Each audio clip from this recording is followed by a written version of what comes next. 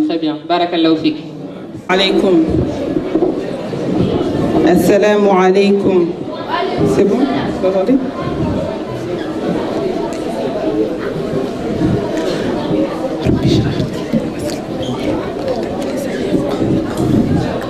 الحمد لله الذي فاطر السماوات والأرض الذي خلق الجان والإنسان الحمد لله الذي سخر الطير والأنعام للإنسان وجعل له رزقا في الأرض ومن الماء تزرعون وتأكلون الطعام شهيا ثم تشكرون الحمد لله الذي خلق الموت والحياة ليبلوكم أيكم أحسن عملا له ملك السماوات والأرض يحيي ويميت وإلى الله ترجع الأمور نحمده ونشكره والصلاة والسلام على سيدنا وحبيبنا محمد صلى الله عليه وسلم وعلى آله وأصحابه أجمعين.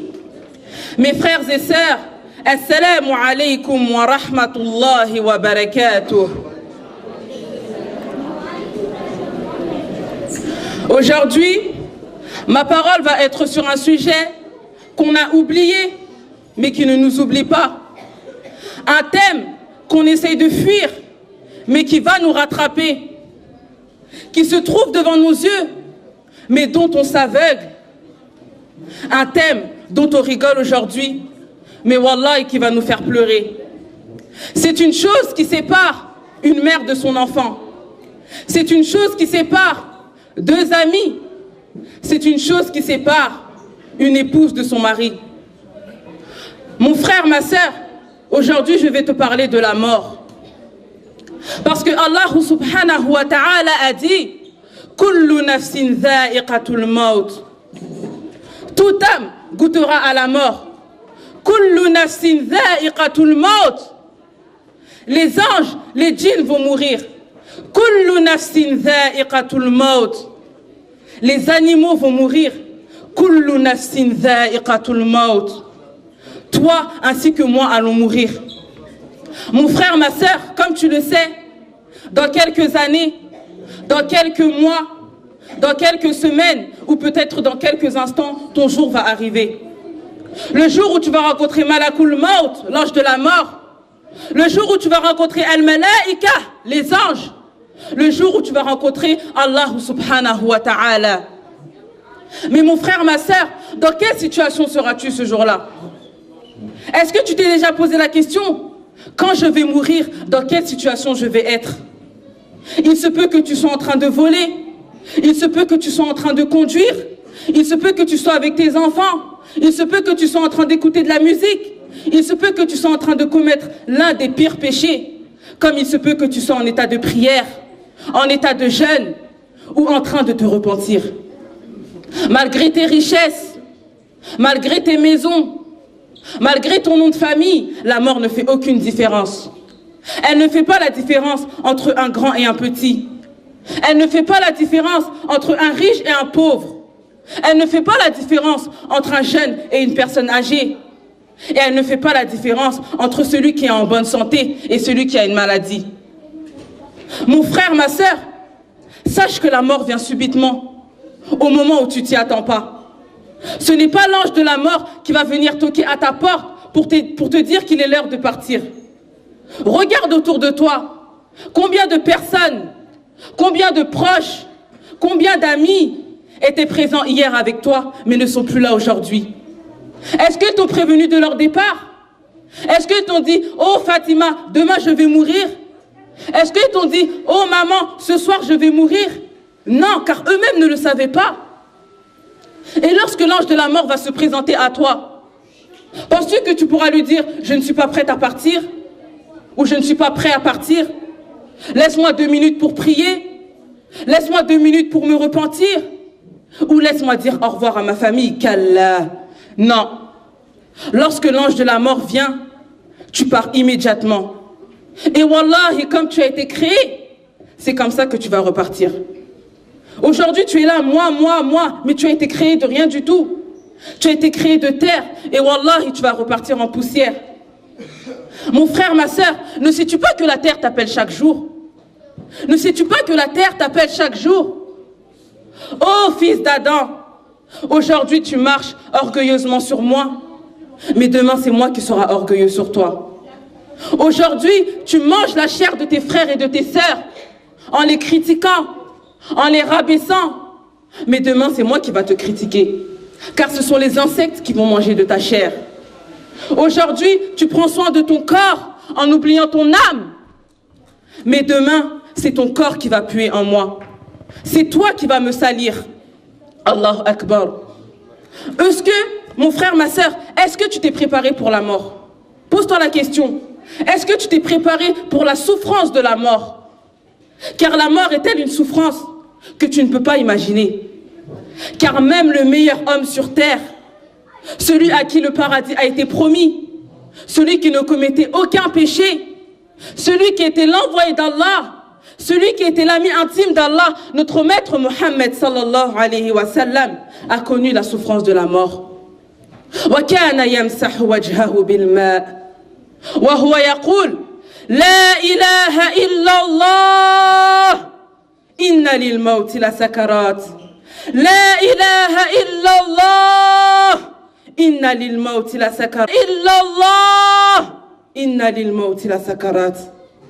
Le prophète, alayhi salatu wassalam, alors qu'il se rinçait le visage avec de l'eau, il disait « Il n'y a pas de divinité en dehors d'Allah. Certes, la mort est difficile. Certes, la mort comporte des souffrances. Certes, la mort n'est pas facile. » Alors que lui, c'est le prophète d'Allah. C'est Allah qui l'a choisi. Mais il a souffert au moment de sa mort. Qu'en est-il de nous aujourd'hui? Nous qui commettons des péchés. Alors wallahi, au moment de notre mort, on va souffrir. Wallahi, au moment de notre mort, on va souffrir. Car mon frère, ma sœur, lorsque la mort va se présenter à toi, lorsque la mort va se présenter à toi, tu seras choqué comme jamais tu n'as été choqué dans ta vie. Tu vas être touché par une souffrance que wallahi, tu n'avais jamais rencontrée tout au long de ta vie. Tu verras tes proches, tu verras ta famille. Mais Allah subhanahu wa ta'ala aura décidé que ce jour-là, même le plus grand des médecins ne pourra pas venir en ton aide. Même le plus grand des médecins ne pourra pas venir en ton aide. Kalla idha balagati taraqi wa qila man raq wa dhanna annahu al-firaq waltaffati as-saq bis-saq ila rabbika yawma idhin al-masaq. Kalla idha balagati taraqi. Mais non, quand l'âme en arrive au clavicule, wa qila man raq, et qu'on dit qui est exorcisseur, qui est médecin, où sont les médecins aujourd'hui pour guérir cette personne? Wa dhanna annahu al-firaq, et que l'agonisant est convaincu que c'est la séparation, que c'est la mort. Waltaffati as-saq bis-saq, et que la jambe s'enlace dans la jambe. C'est-à-dire que ce sont les difficultés de tes derniers instants sur terre qui vont se mélanger aux difficultés de tes premiers jours dans l'au-delà. Car ce jour-là, l'ange de la mort va retirer ton âme. Ce sera difficile. Donc tu vas quitter cette terre. Mais aussi, tu verras les anges. Et soit ce sera les anges du paradis, soit ce sera les anges de l'enfer. Ila rabbika yawma idhinil masaq. Et c'est vers ton Seigneur ce jour-là que tu seras conduit. Mon frère, ma sœur, sache que quand l'ange de la mort va retirer ton âme, en quelques instants, tu vas te rappeler tout ce que tu as fait de bien et de mal dans ta vie. En quelques instants, tu vas te rappeler que tout ce qui s'est passé dans cette vie, c'était éphémère. C'était pas éternel. Et que la seule chose qui pouvait t'aider, c'était quoi? La crainte d'Allah subhanahu wa ta'ala. La seule chose qui pouvait t'aider, c'était quoi? L'islam. La seule chose qui pouvait t'aider, c'était quoi? La sunna de notre prophète Mohammed sallallahu alayhi wa sallam. Mais à ce moment-là, il sera trop tard. À ce moment-là, il sera trop tard. Aujourd'hui, alhamdoulilah, tu peux parler.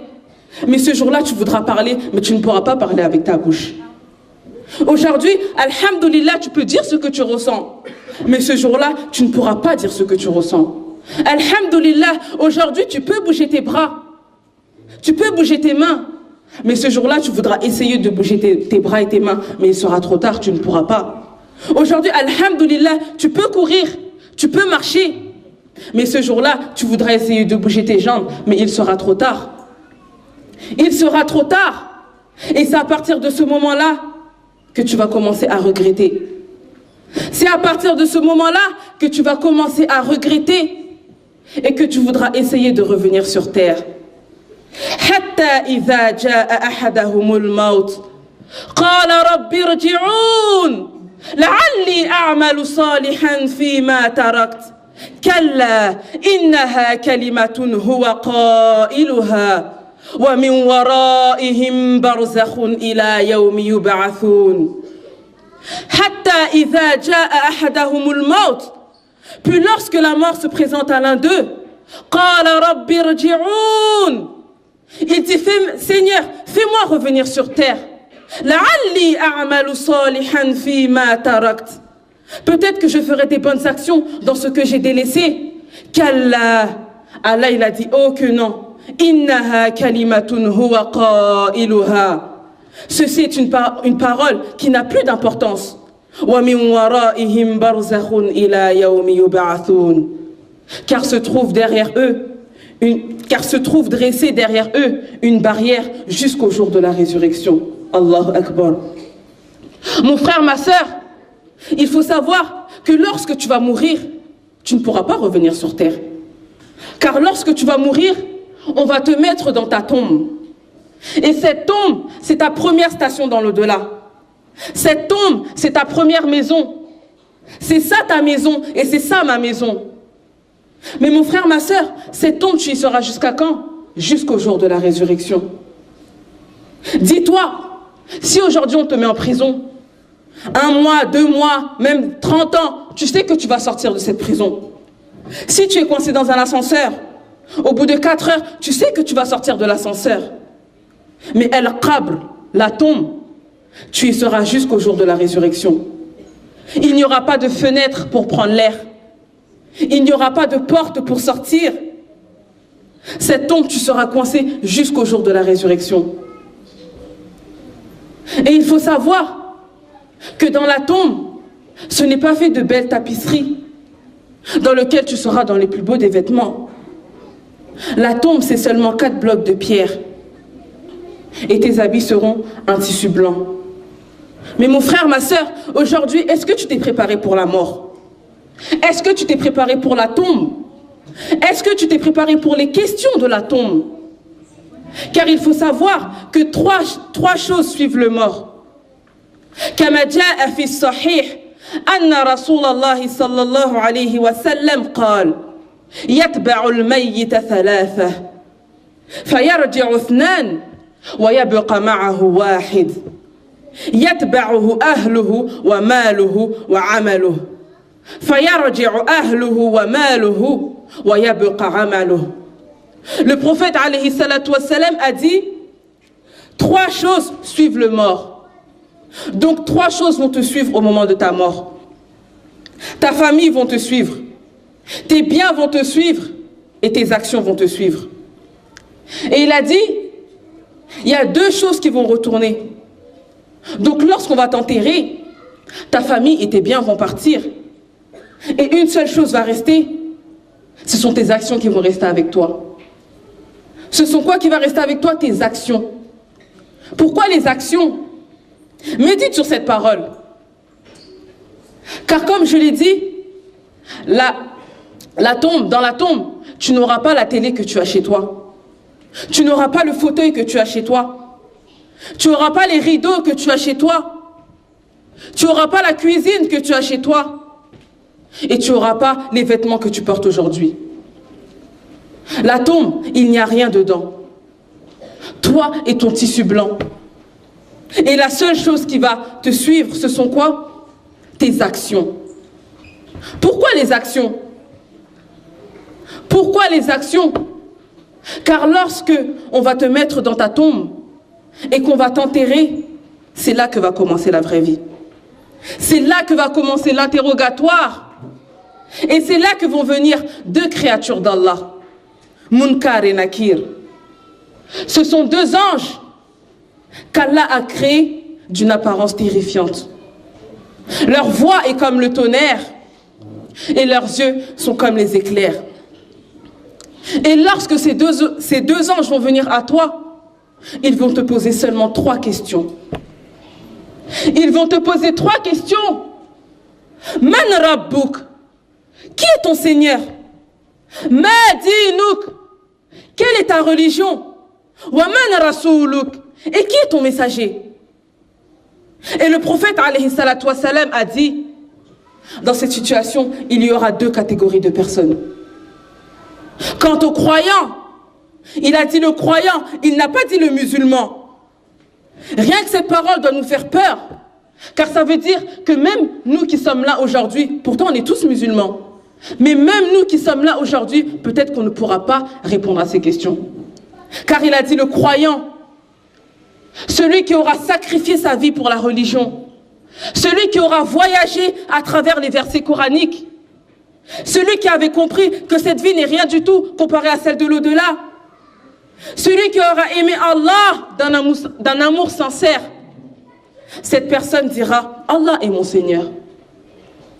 Ensuite ils diront, quelle est ta religion?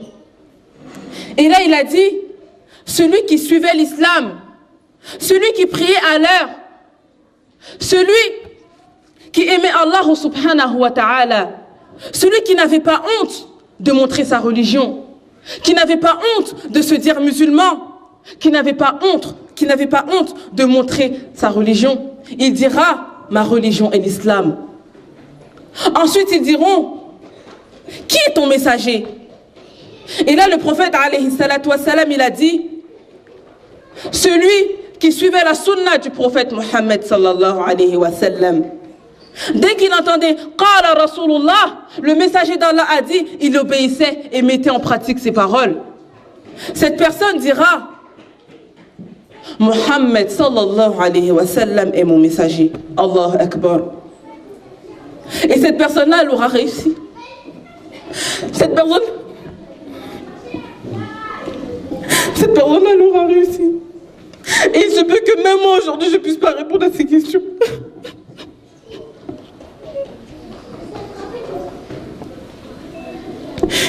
Cette personne-là, elle aura réussi. Et Allah subhanahu wa ta'ala ordonnera à ce qu'on élargisse sa tombe. Et que sa tombe soit une demeure du paradis. Qu'on lui ouvre une porte du paradis. Et à ce moment-là, il sentira l'odeur du paradis. Et cette personne-là, elle aura gagné. Mais le prophète alayhi salatu wassalam a parlé de l'autre personne, celle qui va perdre. Et wallah, mes frères et sœurs, aujourd'hui, on fait plus partie de cette catégorie de personnes-là. Aujourd'hui, on fait plus partie des perdants que du croyant. Car le prophète alayhi salatu wassalam, il a dit, celui qui aura quitté cette terre avec beaucoup trop de péchés, beaucoup trop de désobéissance. Lorsqu'on te disait porte le voile, tu disais je ne suis pas prête, il fait trop chaud. Lorsqu'on te disait prie à l'heure ou prie tout court, tu disais ah j'ai pas le temps. Lorsqu'on te disait crains Allah, tu disais oh laisse-moi tranquille. Lorsqu'on te disait arrête d'écouter de la musique, tu disais oui mais j'aime bien. Cette personne-là, le prophète alayhi salatu wassalam a dit, quand on va lui poser qui est ton Seigneur, quelle est ta religion et qui est ton messager, cette personne dira je ne sais pas. Cette personne dira je ne sais pas. Bien que tu aies entendu parler d'Allah subhanahu wa ta'ala durant ton vivant, bien que tu aies entendu parler de l'islam, bien que tu aies entendu parler du prophète Mohammed sallallahu alayhi wa sallam, il se peut même que tu étais musulman, mais tu ne pourras pas répondre à ces questions. Pourquoi? Parce que tu étais kazab, un menteur. Tu n'as pas réussi à montrer par tes actions ce que tu disais avec ta parole.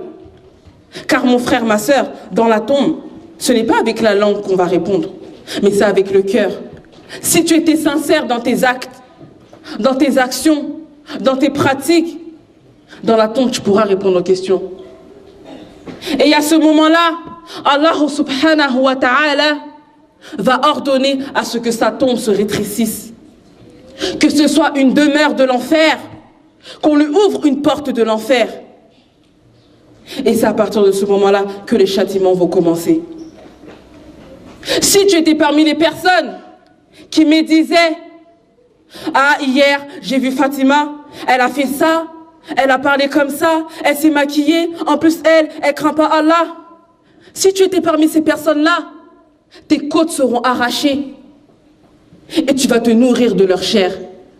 Toutes les personnes sur qui tu as parlé sur terre, tu vas te nourrir de leur chair. Si tu étais parmi les personnes qui touchaient à l'honneur de ton frère, lui, faut pas le suivre, hein, parce que moi je le connais, il est comme ça, en plus, il est comme ça. Si tu étais parmi ces personnes-là, tu auras des ongles en cuivre. C'est pas les ongles qu'on a aujourd'hui. Tu auras des ongles en cuivre et tu te grifferas le visage. Tu te grifferas le visage, mais tu vas pas te griffer le visage une seule fois. Tu vas pas te nourrir de la chair de tes frères une seule fois. Ça sera répété, répété et répété jusqu'à quand? Jusqu'au jour de la résurrection. Si tu étais parmi les personnes qui dépensaient injustement le bien de l'orphelin, toi, ton argent, c'est que pour toi. Un pauvre à côté de toi, tu ne veux pas lui donner ton argent parce que tu n'as pas assez. Ta bouche sera grande ouverte et on te mettra du charbon ardent, du charbon qui brûle, qui sortira de ton derrière. Et ceci jusqu'au jour de la résurrection. Il y a aussi des femmes qui seront accrochées par leur poitrine, car celles-là étaient des fornicatrices. Combien sommes-nous les femmes aujourd'hui à forniquer? Mais pour nous, ce n'est pas grave. Mais chaque péché qu'on commet aujourd'hui, notre châtiment se trouve dans la tombe. Et il existe encore plein de châtiments. Mais rien que cela doivent nous faire méditer. Car c'est cela qu'on met plus en pratique aujourd'hui. C'est ces péchés qu'on utilise le plus aujourd'hui. Donc mon frère, ma sœur, aie peur de cette mort. La mort qui ne fait pas la différence entre toi et un grand. La mort qui ne fera pas la différence entre toi et un petit. La mort qui ne fera pas la différence entre toi et ton père. La mort qui ne fera pas la différence entre toi et ta mère. La mort qui ne fera pas la différence entre toi et un blanc. La mort qui ne fera pas la différence entre toi et un noir. La mort qui ne fera pas la différence entre toi et une personne âgée. La mort qui ne fera pas la différence entre toi et une personne en bonne santé. Mon frère, ma sœur, il faut se préparer pour la mort. Car dans la tombe, c'est pas avec la langue qu'on va parler, c'est avec le cœur.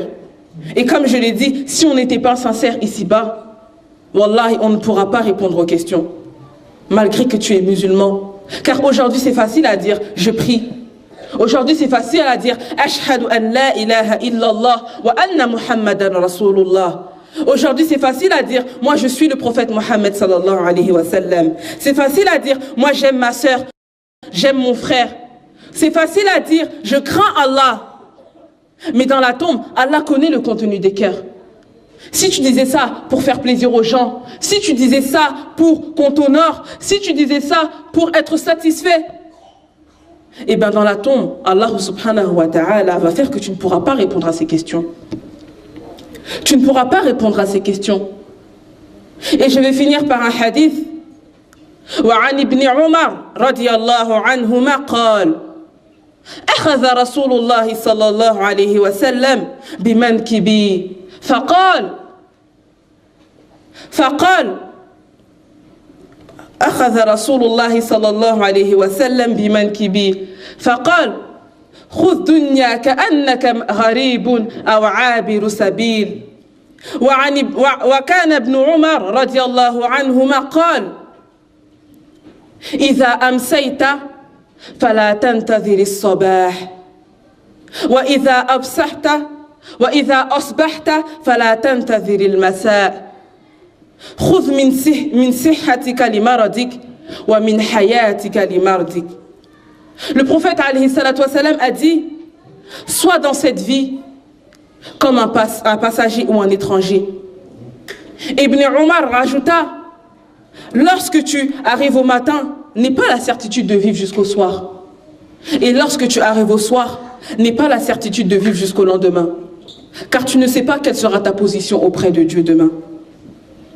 Mon frère, ma soeur, aujourd'hui on est tous là, alhamdulillah. Mais il se peut qu'en rentrant, l'un d'entre vous, ou peut-être moi, allons mourir. Il se peut que sur la route, quelqu'un meure. Il se peut que tout de suite, l'ange de la mort prenne l'âme de quelqu'un. Il se peut que ce soir, pendant ton sommeil, l'ange de la mort va venir prendre ton âme. Mais à ce moment-là, il sera trop tard. Donc, aie peur de cette mort. Ne remets jamais les choses à demain. Demain, je vais prier.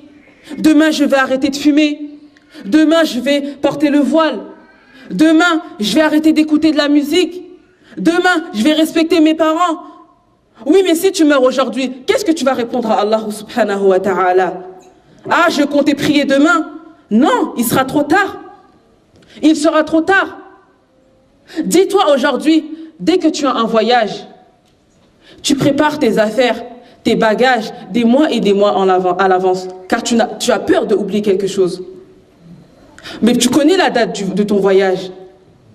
Aujourd'hui, tu sais quel jour tu es né. Mais est-ce que tu sais quel jour tu vas partir? Non.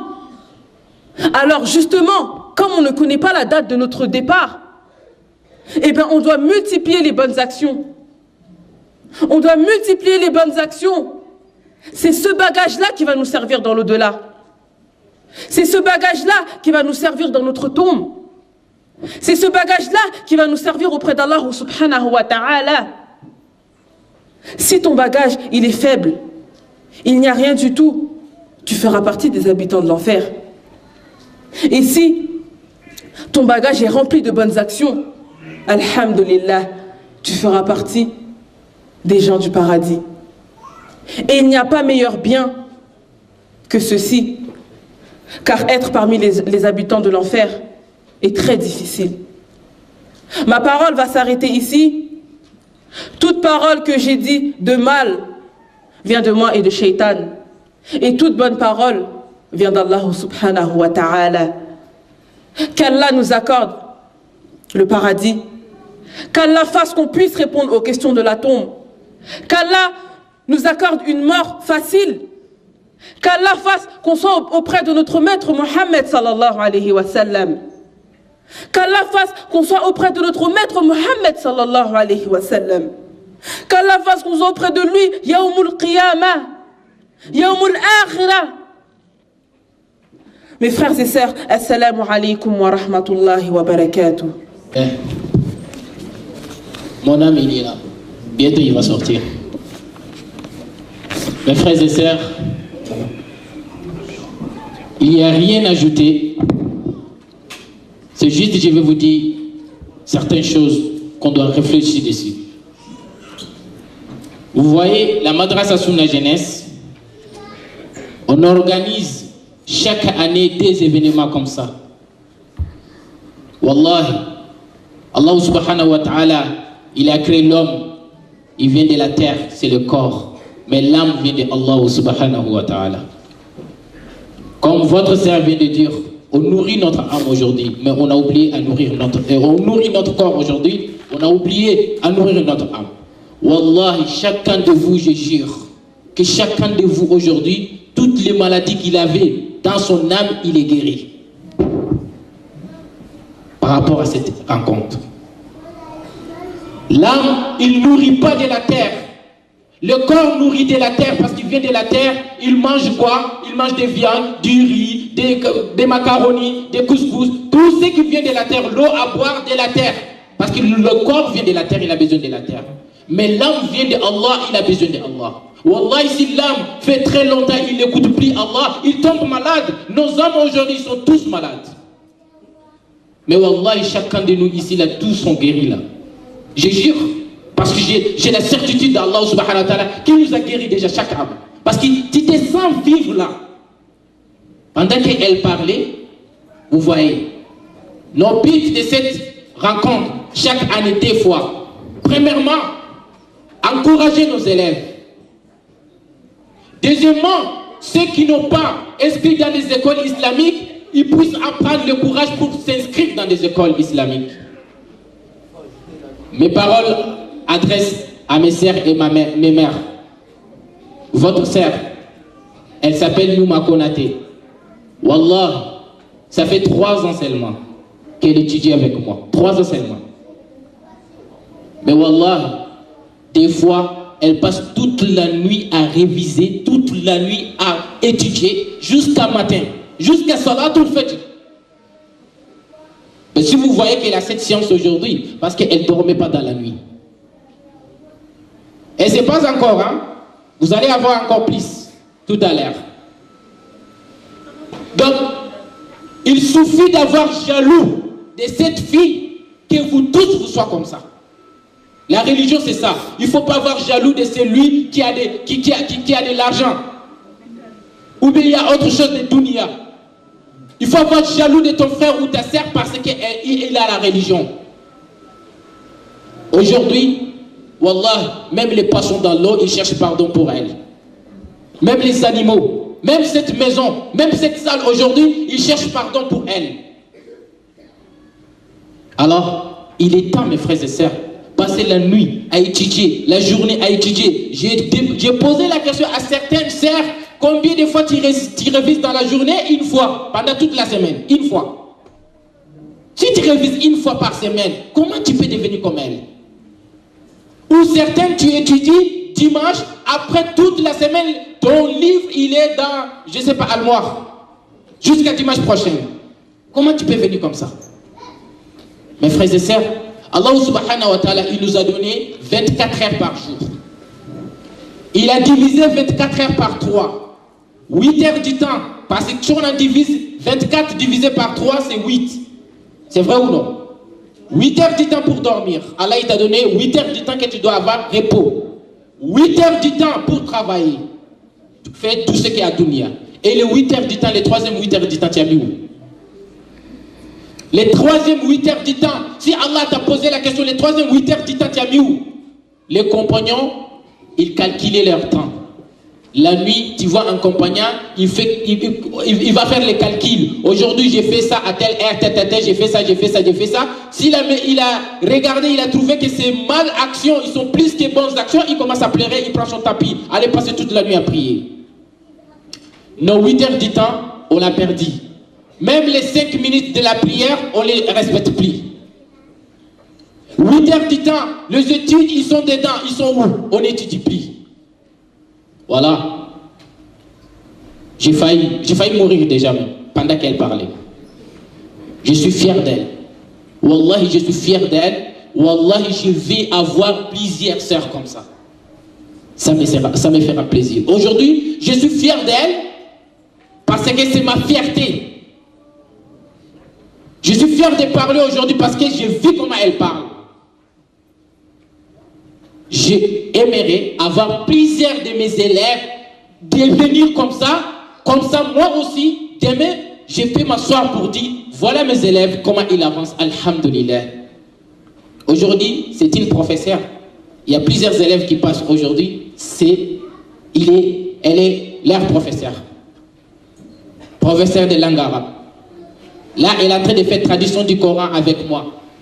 Bientôt, il finit la traduction du Coran. Au niveau des sciences islamiques, la jurisprudence, elle est au fond dedans. Wallahi, je n'ai pas vu, je ne les ai pas vus. La dunya, je n'ai pas vu dans leur cœur. J'ai examiné, je n'ai pas vu la dunya dans leur cœur. Wallahi. Nuit et jour, ils sont avec moi pour comment on doit aider la Ummah. Aujourd'hui, elle donne plus de 70 élèves, 70 femmes, plus de 70 femmes, ils donnent ça dans notre institut, Madrasa Sunna Jeunesse. Et ce n'est pas elle seulement. Vous allez avoir encore. Et je veux que vous soyez comme elle. Wallah, je veux que vous soyez comme elle. Je pleure nuit et jour. Je veux que tous les sœurs qui étudient dans la Madrasa Sunna Jeunesse, Wallah, je veux que vous soyez comme elle. Il faut avoir cette jalousie. À partir d'aujourd'hui, dès que vous restez sans, vous allez partir chez vous à la maison, allez-vous commencer. Prenez le courage. Vous allez arriver, Inch'Allah. Assalamu alaikum wa rahmatullah. Moment. Il est temps de préparer. Il est temps de préparer. Mes frères et sœurs, je passais mon temps dans la musique. Je suis un ancien rappeur. Je faisais de la musique. On faisait des braquages. Je suis l'un des plus grands voleurs en Espagne. Jusqu'à ce que les policiers m'ont appelé 10 000 problèmes. Car chaque 3 jours, je devais passer en prison. C'est pas rigolo. J'avais les tatouages partout dans mon corps. Chaque vendredi soir, je suis invité dans une boîte de nuit pour faire les concerts. J'ai passé mon temps dansant. Wallah, je n'aimais pas les musulmans. Lorsque je vois les gens sortir à la mosquée, je les détestais. Moi, ma mère, c'est une catholique. La moitié de ma famille, tous sont des catholiques et des chrétiens. Ma mère, elle est convertie aujourd'hui. Elle s'appelle Brigitte. J'ai grandi avec eux, mes oncles, tous. Je partais à l'église. Je venais. J'ai passé mon temps comme ça. Wallah, en arrivant en Espagne, c'est devenu encore plus. On continuait dans les trafics de drogue, dans des conneries, dans des trucs que je ne peux pas vous rencontrer. Mais Wallah, les jours où Allah subhanahu wa ta'ala, il veut m'appeler, Wallah, je ne connaissais même pas réciter ni Al-Fatiha. Et je ne vous parle pas de 1997, je vous parle de 2010 que je suis rentré à l'islam. Une nuit, lendemain, on devait aller faire le braquage dans une banque. Et cette nuit, j'étais au salon, j'étais au téléphone avec mes amis. Ils ont préparé les armes pour qu'on doit aller faire le braquage. D'un coup, j'ai eu la sommeil.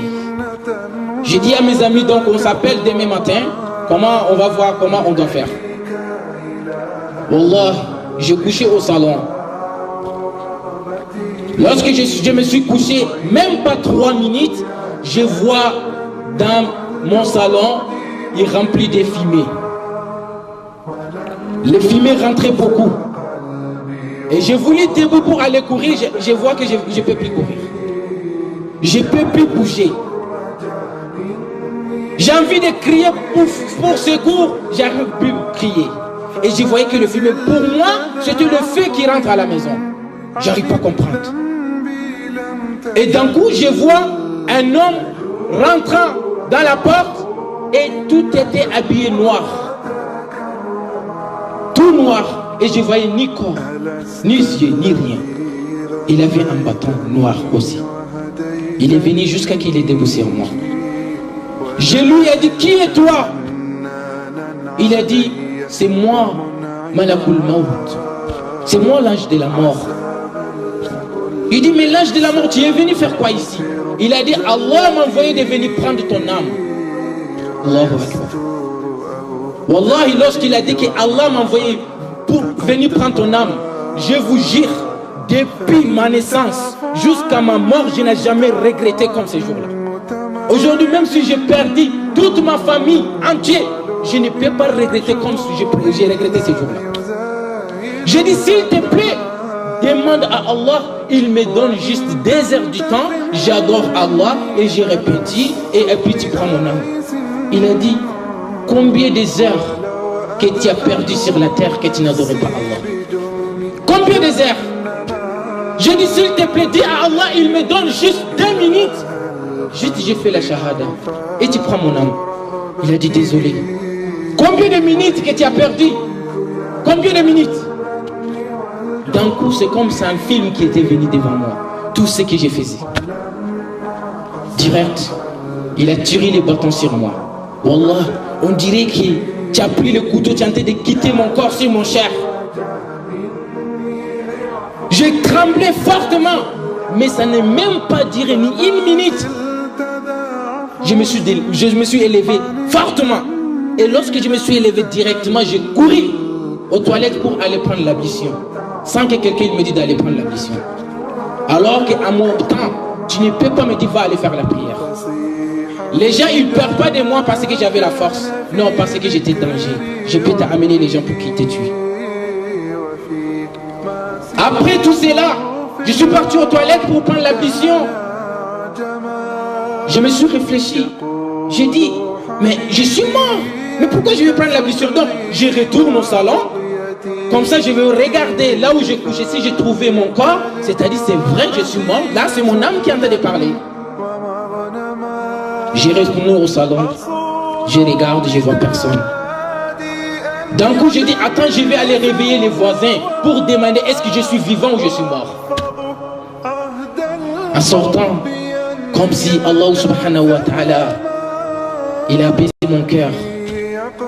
Il a dit, tu es vivant, va aller prendre ton ablution.